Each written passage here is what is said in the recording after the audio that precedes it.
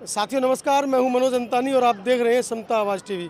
आज मैं हूं दिल्ली के निर्माण विहार मेट्रो स्टेशन पर और मेरे बराबर में जो आप देख रहे हैं यह है दिल्ली का सबसे प्रसिद्ध VX3 मॉल। इसके बाहर कुछ महिलाएं, बच्चे और पुरुष बैठे हैं जन जागृति के लिए। उनके हाथ में कुछ पोस्टर हैं, जानने की कोशिश करेंगे दिल्ली की इस भीड़ में आदिवासी समाज के ये लोग क्या कर रहे हैं। मैडम परिचय दीजिए अपना। मेरा नाम कल्पना है और मैं दिल्ली से हूँ और मैं यहाँ पे हसदेव मुद्दे के लिए आई हूँ। हसदेव एक वो जंगल है जिसे देश का फेफड़ा कहा जाता है, जो देश की आबो हवा को बदल सकता है। मतलब देश की आबो हवा उसकी वजह से टिकी हुई है आज जो भी है। तो अगर और यही हसदेव जंगल को 2010 में सरकारी रिपोर्ट के अनुसार ही कहा गया था कि वो देश के लिए बहुत अनमोल है और उसमें बहुत सी अनमोल प्रजातियां हैं, जीव जंतु है, औषधियां है, पेड़ पौधे हैं, जिसे हम कभी भी छेड़छाड़ जिससे नहीं की जाएगी। ये सरकार की रिपोर्ट के अनुसार डिसाइड हुआ था और सरकार ने बाद में यही डिक्लेयर किया था कि इसे हम कभी छेड़छाड़ नहीं करेंगे। लेकिन उसके बाद बार बार शुरुआत में यही बताया गया नहीं, हम तो बॉर्डर एरिया को पे माइनिंग कर रहे हैं, तो बॉर्डर एरिया के कुछ एरियाज में माइनिंग स्टार्ट कर दी। अब धीरे धीरे बीच में बीजेपी सरकार आई, कांग्रेस सरकार आई, तो एक दूसरे की टांग खींच रही थी, उसकी वजह से वो मुद्दा थोड़ा, अब वहाँ पे बीजेपी सरकार स्टेट में भी है और नेशनल में भी है, तो बस अचानक से ज़्यादा कटाई स्टार्ट हो गई। वो तो जंगल की कटाई नहीं कर रहे हैं, आदिवासियों के विकास के लिए इस काम को कर रहे हैं। आदिवासी का विकास, उनका कहना है कि बिल्डिंग बनाएंगे, आपके लिए स्कूल बनाएंगे, अस्पताल बनाएंगे, शिक्षा के मंदिर बनाएंगे, ये कहना है सरकार का। तो वही बता रही हूँ कि आदिवासी का विकास किसमें, ये आप कैसे बता सकते हो। और वहाँ पे बिल्डिंग बनाएंगे तो बिल्डिंग के लिए मटेरियल कौन बेचेगा? सीमेंट कंपनी को बिजनेस मिलेगा। बिल्डिंग के लिए लोहा कहाँ से आएगा? वो स्टील कंपनी को लोहा मिलेगा। आपकी ये परेशानी है कि जो बिजनेस उनको मिलना चाहिए वो आप लोगों को मिलना चाहिए। तो अगर उसे डेवलप करना है तो वहाँ पे बहुत सारे, जैसे मड हाउस बनाओ, केरला में मड हाउस के लिए जाते हैं, नैसर्गिक उपचार के लिए गुरुकुल बनाओ, उसके लिए वो एक्टिविटी वहाँ पे करो जहाँ से उससे। केरला की जमीन उपयुक्त है, आपके यहाँ की जमीन उपयुक्त नहीं है। हसदेव की जगह में जहाँ आदिवासी रह रहे हैं वहाँ जाओ। यहाँ पे नकली फार्म हाउस के लिए लोग हजारों रुपए डेली में खर्चा करते हैं एक एक टिकट के लिए, तो वहाँ जाओ विजिट करने, वहाँ लाइफस्टाइल, नेचुरल लाइफस्टाइल जियो। क्यों नहीं? विकास वहाँ भी होगा आदिवासी का। ये जरूरी थोड़ी है वहाँ पे काट के, वहाँ से जमीन के नीचे से कोयला निकाल के ही विकास होगा। और विकास करेंगे तो वो माइनिंग कोयला है, तेल है, खदान निकल रहे हैं, वहाँ से देश का विकास हो रहा है। वहाँ से जो खदान कर रहे हैं तो उसके राइट्स तो किसी और कंपनी के पास है, वहाँ से तो आदिवासी को तो कुछ नहीं मिलने वाला है। आदिवासी कहाँ से वो माइनिंग राइट्स के ओनर थोड़ी बना दिए हैं। जो चीजें उन्होंने संभाल के रखी है वहाँ से तो उन्हें जबरदस्ती भगा रहे हैं, तो उनका विकास तो है ही नहीं इसमें। चलिए, बड़े गंभीर आरोप हैं सरकारों की तरफ। आज़ादी के 75 वर्ष बाद भी अगर इस तरह के 21वीं सदी में आरोप लग रहे हैं तो बड़ी गंभीर बात है। एक छोटी सी बच्ची है, जय जोहार, जय आदिवासी, सेव हसदो। क्या नाम है बेटा आपका? मनीषका है मेरा नाम। मनीषका, इतनी छोटी सी उम्र में बच्चे जाते हैं अपने हॉलीडे पर, जाते हैं इधर उधर घूमने जाते हैं, पिक्चर देखने जाते हैं, आपको क्या जरूरत पड़ी थी बेटा यहाँ पर आने की? ये तो बहुत इम्पोर्टेंट मुद्दा है क्योंकि जो ऑक्सीजन का सबसे मेन सोर्स हम फॉरेस्टेज होते हैं। ऑक्सीजन जानती हो क्या होती है? हाँ, क्या होती है? ऑक्सीजन बहुत ही एक हमारी वो एयर का एक कंपोनेंट है जो हमें बहुत एसेंशियल है हमारी सांस लेने के लिए, रेस्पिरेशन के लिए बहुत ज़रूरी है वो, इसलिए जीवनदायी वायु है। हाँ, बताइए क्या आगे क्या करें? और जो उसमें सबसे इम्पोर्टेंट तो और जो है हसदेव, उसे दुनिया का फेफड़ा कहा जाता है, उस जिससे बहुत ज़्यादा ऑक्सीजन हमें मिलता है। और अगर हम उसी को ही काट देंगे कोल बनाने के लिए, और कोल माइनिंग हो रही है वहाँ पे, अंबानी को सारा कोल तो सैकड़ों वर्षों से जो जमीन के अंदर दबा हुआ पेड़ पौधा खनिज पदार्थ है, उन्हीं को तो वो निकाल रहे हैं, बना थोड़ी रहे हैं। पर जो उसके ऊपर जो उपजाऊ जमीन होती है वो सारी बर्बाद हो रही है। उसमें जैसे फार्मिंग भी हो सकती है, अच्छी सारी खेती हो सकती है, अच्छी खेतीबाड़ी हो सकती है, जो वहाँ पे है, पेड़ है, जहाँ पे इतने सारे अच्छे पेड़ है, जहाँ से ऑक्सीजन इतना सारा मिलता है। पेड़ सारा कार्बन डाइऑक्साइड लेते हैं और फिर ऑक्सीजन उन्हें देते हैं, हम लोगों को ये देते हैं। चलिए, एक छोटी सी बच्ची को पता है इन पेड़ पौधों का क्या हमारे जीवन में उपयोग है। अगर ये पेड़ शायद यहाँ पे ना होता तो बिस्लरी वाला भाई भी पेड़ के नीचे ना बैठा होता, कहीं और ठिया होता। कुछ और लोगों से बात करेंगे। क्या नाम है? जी, परिचय दीजिए। जी, मेरा नाम अदनान अंसारी है जी और आज जो हम यहाँ इकट्ठा हुए हैं, हम सेव हसदेव के लिए इकट्ठा हुए हैं। जी, हमने जैसे देखा कि जो भारत सरकार, जी, जैसे हम लोगों ने देखा जिस प्रकार से भारत सरकार राजस्थान जैसे बंजर एरिया में पेड़ पौधे उगाने की कोशिश कर रही है वहाँ पे इतना मिलियन ट्रिलियन पैसा खर्च कर रही है कि किस प्रकार से वहाँ पे हम पेड़ पौधे उगाएं। पर वो तो वातावरण का संतुलन कर रहे हैं, आप यहाँ से काट रहे हैं वहाँ पे लगा रहे हैं। हाँ, तो वही तो संतुलन कर रहे हैं भाई ये देखिए ना, दुर्भाग्य जहाँ हम नहीं कर सकते वहाँ करने की कोशिश कर रहे हैं, अच्छी बात है। पर जहाँ है उसको तो मत उजाड़िए, उसको तो बचा के रखिए, क्यों उसको उजाड़ रहे हैं? अरबों रुपए का खनिज लवण पदार्थ जमीन के नीचे दबा है जो देशवासियों के विकास में काम आएगा। जी, मैं एक बात आपको ये भी बता दूं, उसके नीचे जितना दबा पड़ा है उससे कई ज़्यादा एक और लैंडफिल है वहाँ पे भी है। वहाँ पे इतना है कोयला कि ये अपने देश में तो यूज़ करते ही करते हैं, विदेश को भी देते हैं। तो वो विदेश क्यों दे रहे हैं? देश में ही यूज़ कर लेना, क्यों विदेश को दे रहे हैं? ना दें। चलिए, कोयले के ऊपर जिस प्रकार से हम लोग कहते हैं सेव वाटर सेव लाइफ, वैसे ही मैं तो ये कहूँगा वन बचाओ जीवन बचाओ। ये भी एक नारा बनाना चाहिए, लोगों को समझाना चाहिए। जिस प्रकार से हसदेव को काट रहे हैं, क्यों काट रहे भाई? हैं, उनके बाप की जमीन है क्या? वो SC ST OBC समाज की जमीन है। वो ST के साथ हमेशा से अत्याचार होता चला आ रहा है। क्या ये 5000 साल पुरानी जो सभ्यता है, इसमें हमने देखा किस प्रकार से ST के साथ हमेशा से ही दुर्व्यवहार होता चला आ रहा है। उसको माइनर करके रखा हुआ है। क्यों भाई? क्या ST का कोई वैल्यू नहीं है? चलिए, आदिवासी समुदाय की कोई वैल्यू नहीं है, जबकि शहरों के अंदर आदिवासी समुदाय को जिस नज़र से देखा जाता है वो कोई छिपा नहीं है। लेकिन आदिवासी समाज के बुजुर्ग भी देखिए, जय जोहार जय आदिवासी, और आए हैं अपने हकूक़ के लिए। परिचय दीजिए अपना। मेरा जन्मभूमि वाराणसी है जी, बनारस से है। हाँ जी, गुरु रविदास की भूमि से जी है। हाँ जी और कर्म भूमि हमारा बम्बई है। जी। तो ये सचिन भाई के जरिए यहाँ आप लोगों के बीच आना पड़ा जी। और सचिन भाई इसके लिए बहुत अच्छा काम कर रहे हैं। तो आज ऐसा हमको अवसर मिला कि देश में जो हो रहा है, जंगल काटो और वहाँ के लोगों को जो है मॉडर्न रास्ते पर लाने का कोशिश करें। मॉडर्न रास्ता नहीं है, उनके जीवन से खिलवाड़ है। हम दिल्ली में हैं, दिल्ली में ज़मीन बिल्कुल नहीं है। इन बच्चों से भी बात करेंगे, बच्चे इधर आना बेटा, आपसे भी बात करेंगे। दिल्ली में ज़मीन नहीं बची है, पॉपुलेशन बढ़ती जा रही है, जनसंख्या बढ़ती जा रही है। एक आदमी के 5 बच्चे, उन 5 के 25 बच्चे, तो ज़मीन तो चाहिए ना सरकार को। आज भी हमारे यहाँ लाखों किलोमीटर, पूरे भारत में ही लाखों किलोमीटर ऐसी जगह है जो खाली रेगिस्तान पड़ा है। जी।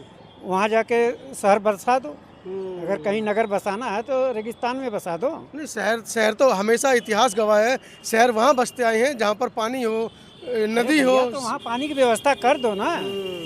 जंगल को काट करके या शहर को ही उपजाऊ जमीन में बसाने का क्या जरूरत है?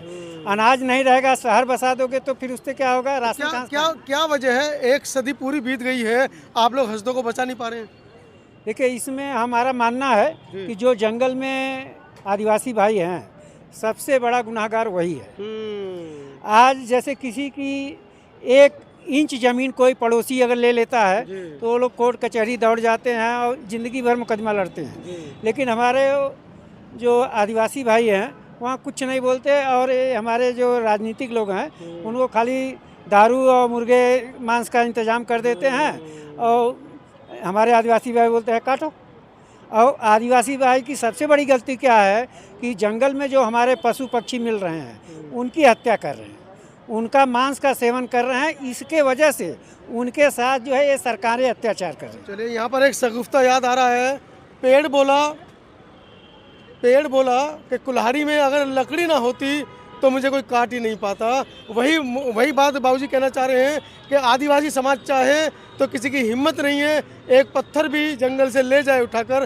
कहीं ना कहीं कुछ घर के गद्दार हैं जिनकी वजह से ये जो काम है वो चल रहा है। मैडम, परिचय दीजिए, थोड़ा आगे आइए। जी, मेरा नाम स्वीटी सैनी है। जी, मैं दिल्ली से ही हूँ। तो क्या जरूरत पड़ी है? घर पे रहते हैं बच्चों में, आप महानगर में आ गई, जंगल की अभी भी चिंता कर रही हैं। आप थोड़ा आगे जाइए। जी सर, आपने जो अभी सवाल पूछा है उसका मैं पूरा जवाब आपको ये दूंगी कि हम लोग स्पेशली महिलाएं घर में रहते हैं और पूरा समाज जो है वो महिला को यही दिखाता है, सिखाता है, बचपन से सिखाया जाता है कि आप घर में रहो। पितृसत्तात्मक समाज है, कहाँ तक लड़ेंगी आप? मैं आपको ये इस बेटी के बाद इस बेटी की बेटी, इस बेटी की बेटी पहले लड़ती मर जाएंगे। सर, पहले आपकी बात का पहला जवाब कि घर में उनको ये सिखाया जाता है आप घर संभालो, बच्चे संभालो, घर के काम करो, झाड़ू पोछा बर्तन कपड़े, यही आपका काम है।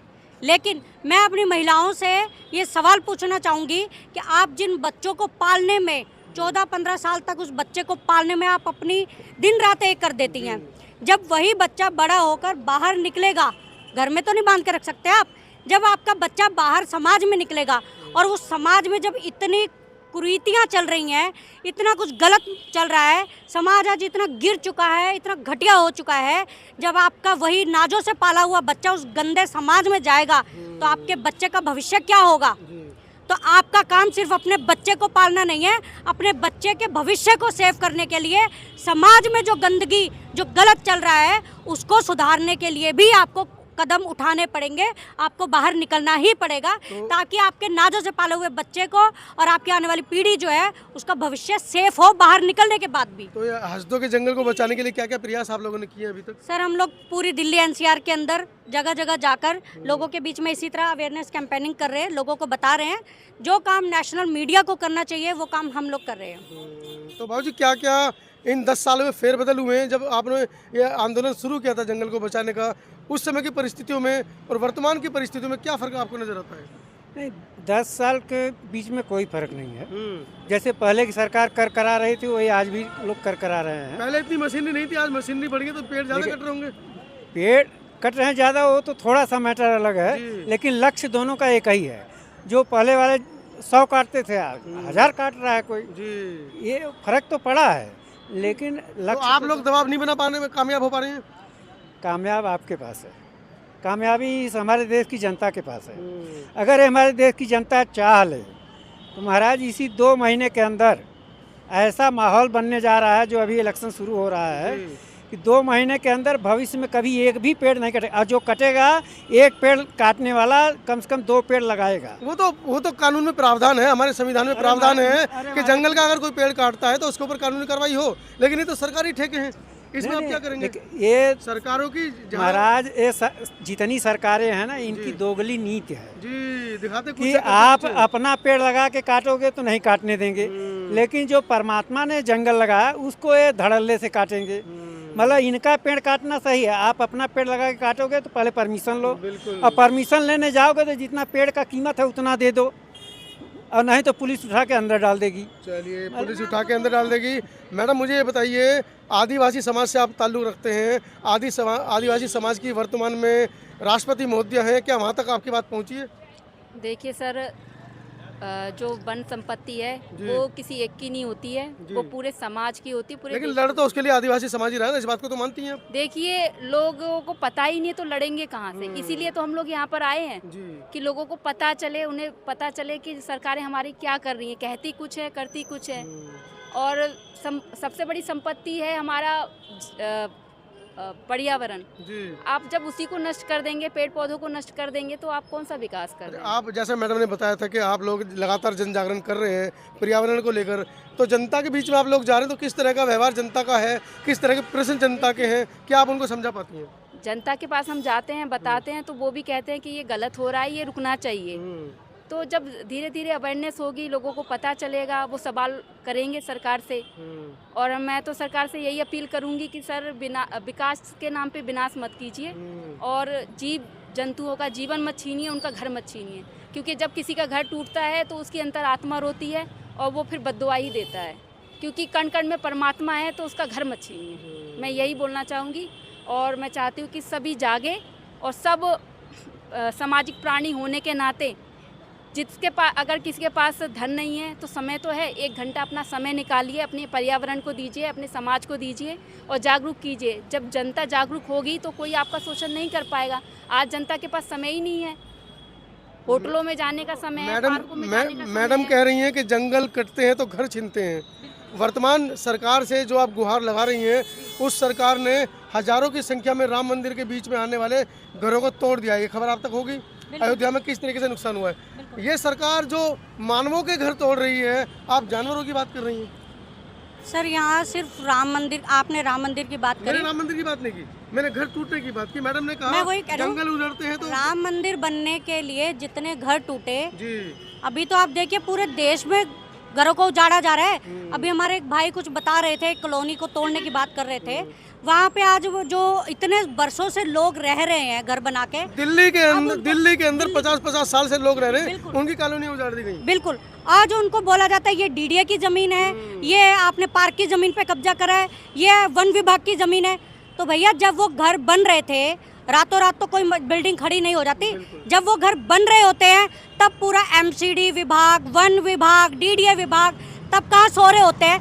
तब तो उन्हीं लोगों से रिश्वत लेके उन बिल्डिंगों को बनने दिया जाता है और बाद में उन घरों को तोड़ दिया जाता है। उनकी पूरी जिंदगी की जमा पूंजी उनकी बर्बाद कर दी जाती है, रोड पे ला दिया जाता है। तो मेरा ये कहना है, सरकार से निवेदन है कि जब अगर अवैध कब्जा बता के आप जिन लोगों को बेघर कर रहे हैं, उजाड़ रहे हैं, तो जो जिन विभाग के अधिकारियों ने रिश्वत लेके उन बिल्डिंगों को, उन घरों को बनने दिया, उन अधिकारियों के घरों को भी तोड़ा जाए, उनके घरों पर भी बुलडोजर चलाया जाए जिन्होंने इनलीगल काम किया। सिर्फ जनता ही क्यों भुगते हर बार।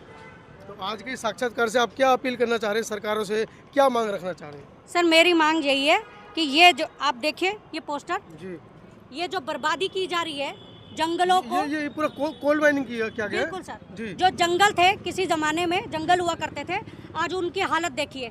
ये देखिए, ये उन घाट वहाँ पर काला जो पानी, जहर का पानी है, जहर सर का ये पानी जो है। वहाँ की नदियाँ हैं, जी। कोल माइनिंग का जो कोयला खदानों का जो राख निकलती है, जी। वो पूरा प्रदूषण जो दिख रहा है, पानी कचरा में दिख है, रहा वो वहाँ के जहाँ से जंगल के जानवर पानी पीते हैं, आदिवासी लोग जो पानी यूज करते हैं, वहाँ पे उस राख को फेंका जा रहा है। क्या ये प्रदूषण नहीं है? आप एक तरफ पूरी दिल्ली एनसीआर के अंदर प्रदूषण के नाम पे लोगों के वाहनों को कबाड़ कर दे रहे हैं, लाखों रुपए खर्च कर रहे हैं, लाखों रुपए का लोगों को नुकसान हो रहा है, लोगों के वाहनों को कबाड़ कर दे रहे हैं आप प्रदूषण के नाम पर। दूसरी तरफ ये प्रदूषण जो आप कर रहे हैं, इसका खामियाजा कौन भुगतेगा? तो इसको दोगली जो नीतियां हैं आपकी, इनको बंद करा जाए, जनता को बर्बाद करना बंद किया जाए। जनता है तो आप हैं, और ये जो नुकसान आप लोग कर रहे हैं प्रकृति का, इसी प्रकृति में आप रहते हैं, इसी प्रकृति में आपके परिवार भी रहते हैं। और आपने देखा लॉकडाउन में 2 साल किस तरह से लोग ऑक्सीजन के बिना मरे। ऑक्सीजन सिलेंडर खरीदने के लिए कितनी मारामार हुई, पैसे देने के बावजूद भी ऑक्सीजन नहीं मिल रही थी। तो वो नौबत ना आए कि आज हम 20 रुपए की पानी की बिस्लरी की बोतल खरीद कर पी रहे हैं, आने वाले टाइम पे हम 20-20 रुपए की ऑक्सीजन की बोतल खरीद कर सांस ना लें, हमारी पीढ़ी को वो दिन ना देखना पड़े। उसके लिए प्लीज़ इस जो अंधाधुंध आप नुकसान कर रहे हैं, प्रकृति का विनाश कर रहे हैं, इस विनाश को रोक दीजिए। तो साथियों, ये तमाम लोग दिल्ली पहुँचे हैं और कहाँ से पहुँचे मैंने पूछा नहीं है, लेकिन मुद्दा बड़ा गंभीर है।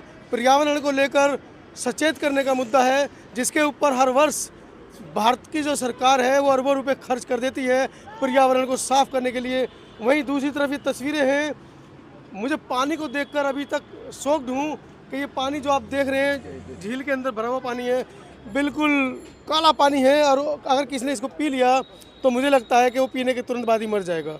तो आप जिस जगह पर ये प्रदूषण हो रहा है, उस जगह पर आने वाले 500 साल तक जो प्रदूषण होगा, जो बर्बादी होगी, उसका खामियाजा सबको भुगतना पड़ेगा। बिल्कुल बिल्कुल।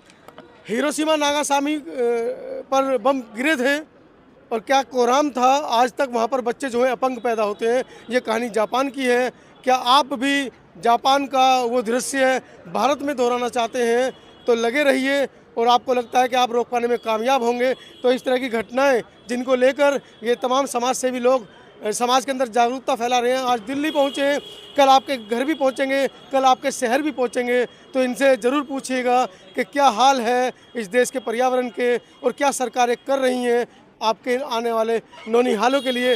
आप देख रहे हैं एक छोटी सी बच्ची आज अपने हक हकूक़ के लिए, अपने आने वाले कल के लिए हमारे साथ यहाँ पर खड़ी है और गुहार लगा रही है भारत की सरकारों से कि हमारे आने वाले कल को बचाइएगा। वीडियो के बारे में आपकी क्या राय है? इस पूरे पर्यावरण को लेकर जो मुहिम चंद लोगों ने छेड़ी है, उसके ऊपर आपका क्या कहना है? कमेंट सेक्शन में ज़रूर बताएं। आपके कुछ सवाल है तो नीचे लिखें हमारे लिए, ताकि जब हम अगली बार इनसे मिलें तो आपके वो सवाल भी हम इनसे दोहरा सकें। मैं हूं मनोज अंतानी, आज की इस खास खबर के लिए दिल्ली से समता आवाज़ टीवी के लिए।